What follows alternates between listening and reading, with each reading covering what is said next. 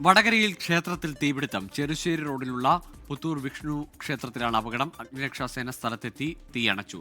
നിഖിൽ പ്രമേഷ് ഉണ്ട് വിശദാംശങ്ങളുമായി. നിഖിൽ, എപ്പോഴാണ് ഈ തീപിടുത്തം ഉണ്ടായത്? കാര്യമായ നാശനഷ്ടമുണ്ടോ? ഗോകുൽ, ഇന്ന് രാത്രി 8:45 കൂടിയാണ് ഈ തീപിടുത്തം ഉണ്ടായത്.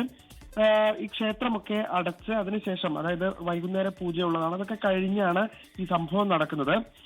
അവിടെ ഈ ക്ഷേത്രത്തിന് സമീപം റോഡിൽ ഇരിക്കുകയായിരുന്ന ഏതാനും യുവാക്കളാണ് ക്ഷേത്രത്തിനുള്ളിൽ നിന്ന് തീയും പുകയും ഉയരുന്നതായി കണ്ടത്. ഉടനെ തന്നെ അവർ നാട്ടുകാരെയും വടകരയിലുള്ള അഗ്നിരക്ഷാ സേനയും വിവരം അറിയിച്ചു. ഈ അഗ്നിരക്ഷാ സേനാംഗങ്ങൾ സംഭവ സ്ഥലത്ത് എത്തിയ ശേഷമാണ് പൂർണ്ണമായി തീയണച്ചത്. പ്രദേശത്തുള്ള ആളുകളൊക്കെ പ്രാഥമികമായി തീയണയ്ക്കാനുള്ള ശ്രമങ്ങളൊക്കെ നടത്തിയിരുന്നെങ്കിലും അത് ഫലം കണ്ടില്ല. ഈ തീപിടുത്തത്തിന്റെ കാരണം ഇതുവരെ വ്യക്തമായിട്ടില്ല. ക്ഷേത്രത്തിന്റെ മേൽക്കൂരയുടെ ഭാഗം പൂർണ്ണമായി കത്തി നശിച്ചിട്ടുണ്ട്. കാര്യമായ നാശനഷ്ടങ്ങളില്ല. പക്ഷേ ഈ മേൽക്കൂര പൂർണ്ണമായി കത്തി നശിച്ചു എന്നുള്ളതാണ് ക്ഷേത്രം ഭാരവാഹികൾ അറിയിക്കുന്ന കാര്യം. പോകും. ശരി, വടകര പുത്തൂർ വിഷ്ണു ക്ഷേത്രത്തിലാണ് രാത്രി തീപിടുത്തമുണ്ടായത്. നിഖിൽ പ്രമേഷാണ് വിശദാംശങ്ങൾ പങ്കുവച്ചത്.